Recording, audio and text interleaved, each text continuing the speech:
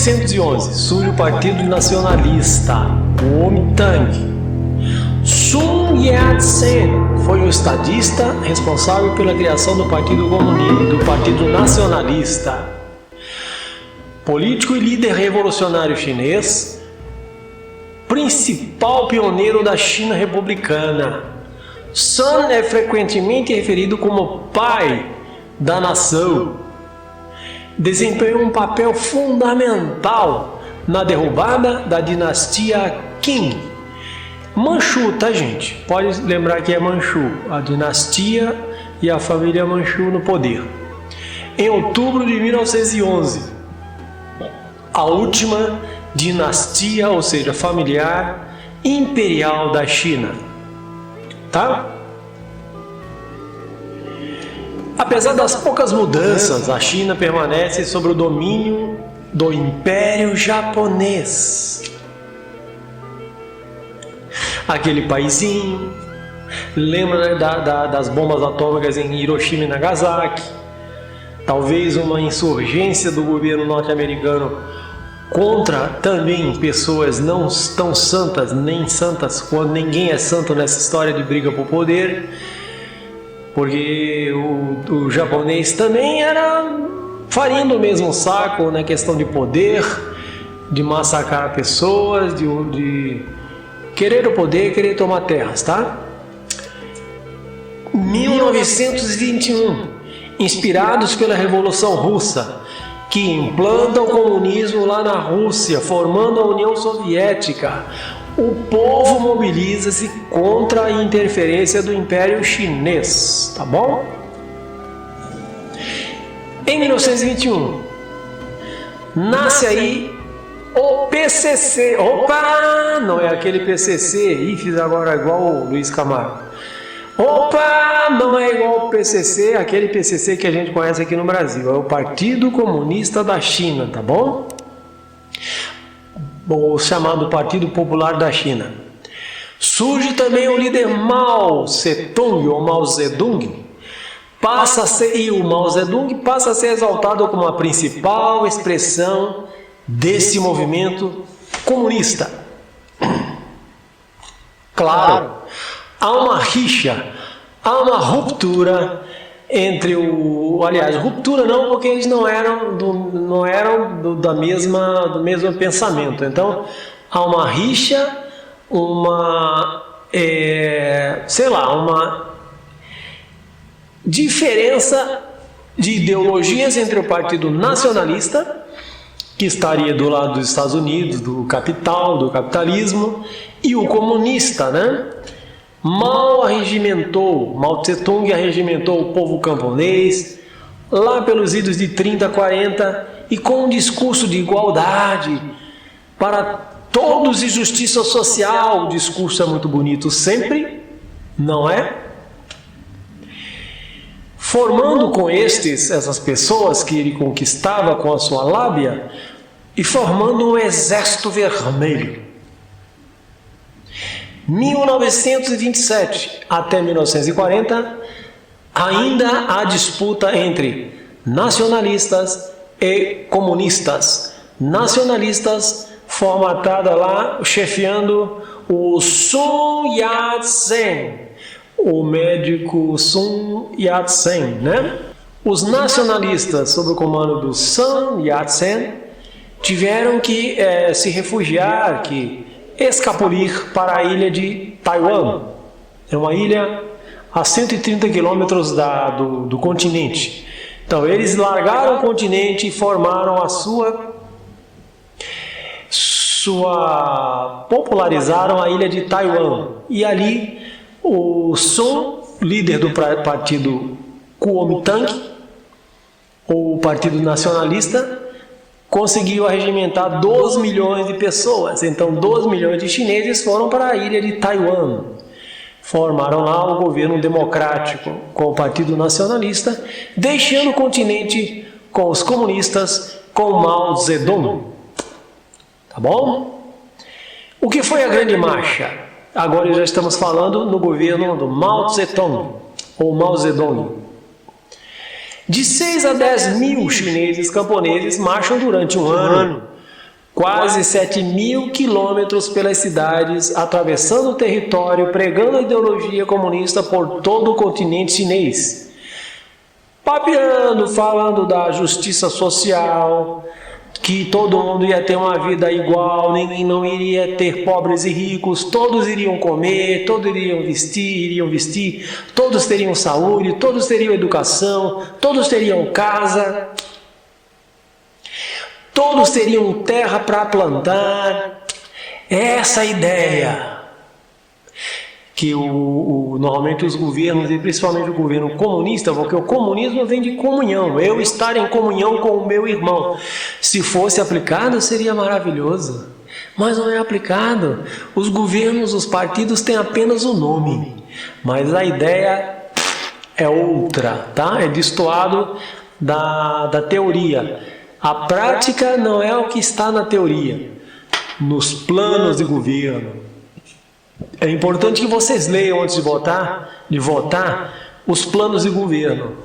Muito embora quem votou no Bolsonaro, ou em outros, né, quem votou no Bolsonaro, que já saiu do partido que ele era oriundo, né, o PSL, quando a gente leu, acredita-se, quem leu, quem deveria ter lido, mas eles sabem que as pessoas não leem, deveria ter votado no Bolsonaro pelo que está lá, pelo programa de governo lá do PSL.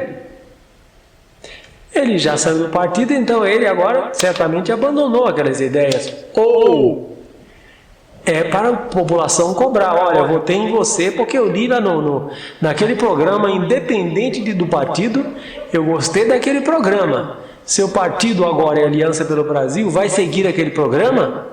Ou gostei do novo programa do Aliança pelo Brasil, mas está faltando seguir aqueles ditames que eu simpatizei no partido, no programa do PSL. Você vai inserir aí? Tem que ser assim, mas nunca é, né, gente?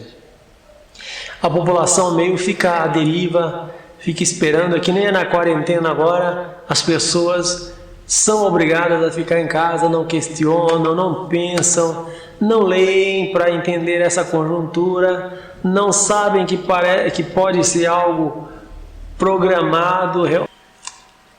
Os nacionalistas receberam apoio dos Estados Unidos. Certamente os comunistas receberam apoio de Stalin, da União Soviética, não é isso? China rompe relações com a URSS, a União Soviética, a URSS, quando Stalin deixa o poder, morrendo em 1953. O novo líder Khrushchev, que deseja uma relação pacífica com os Estados Unidos, não agrada aos comunistas chineses. Tá? Invasão do Tibete. Gente, o que ocorre? Apesar de não aparecer na mídia, existem muitos grupos étnicos na China que podem ser revoltas. Há muitas revoltas e terrorismo, mas não passa isso na mídia. Na China ocorre.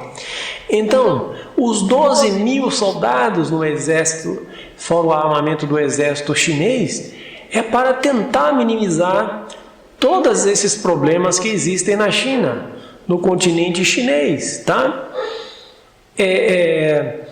Foi necessário invadir o Tibete, país vizinho, porque o Tibete há no seu solo recursos minerais, riquíssimos recursos minerais, tá?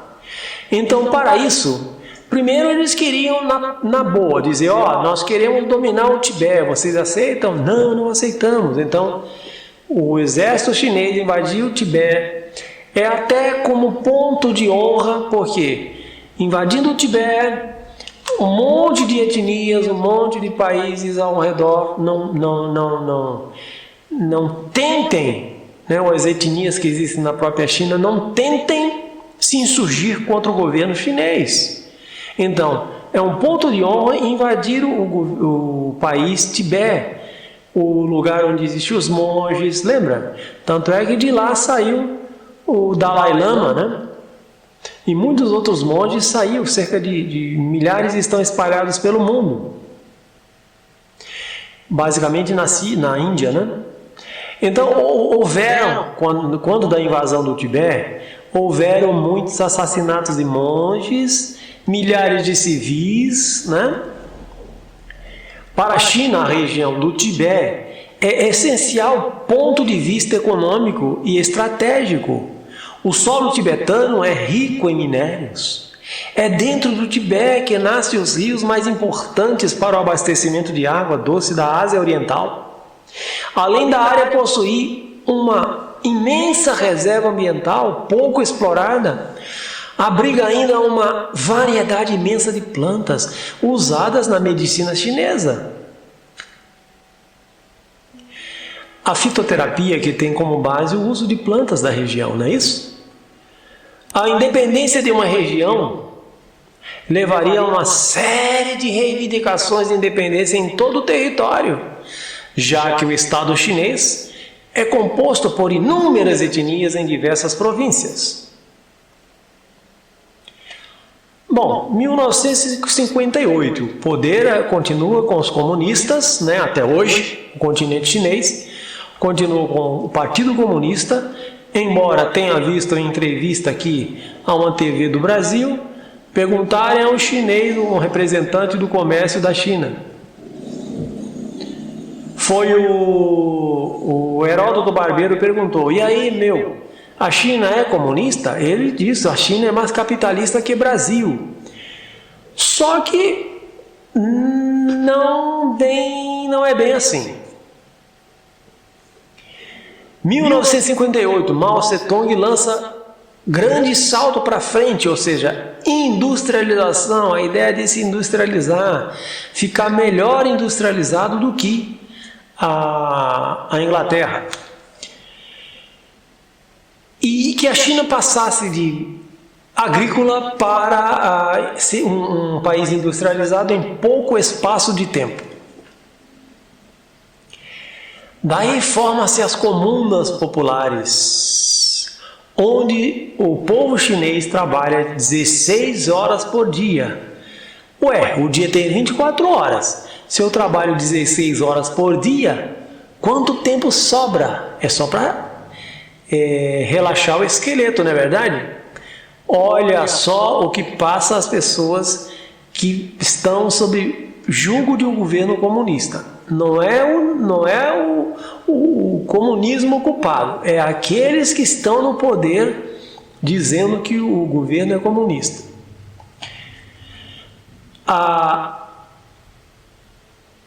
Após a conquista do poder em 1949, a participação na Guerra da Coreia e o sucesso do primeiro plano quinquenal, o líder chinês Mao Tse-tung lançou o grande salto para frente entre 1958 e 1962, um programa de profundas reformas cujo objetivo era acelerar a marcha para o comunismo, industrializando a China.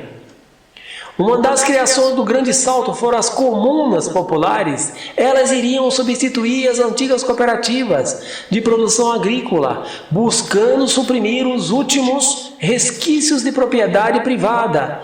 Eu não poderia ter uma fazendinha ou um sítio, tá? A questão do comunismo, o governo comunista, o Estado comunista. Estamos observando agora aqui, quem queria intervenção, há uma intervenção no Brasil com essa doença espalhada pelo mundo, há intervenções do Estado. Ontem vimos o governador do estado do Rio de Janeiro dizer: estou dando ordem para você ficar em casa, senão vai ser preso. O líder da Filipinas disse: vou matar quem sair de casa. Então, no governo comunista, o Estado dominando, você não pode ter terras. A terra é do governo. O governo pega a hora que ele quiser. As comunas reuniam cerca de 20 mil a 30 mil pessoas, criando uma unidade social, agrícola, industrial, administrativa, cultural, médica e militar. eram administradas por um comitê central que controlava a produção e organizava as brigadas de trabalho. Tá? Meus amigos, depois dessa boa temporada de Mao Tse Tung no poder, ninguém é infinito, todo mundo morre,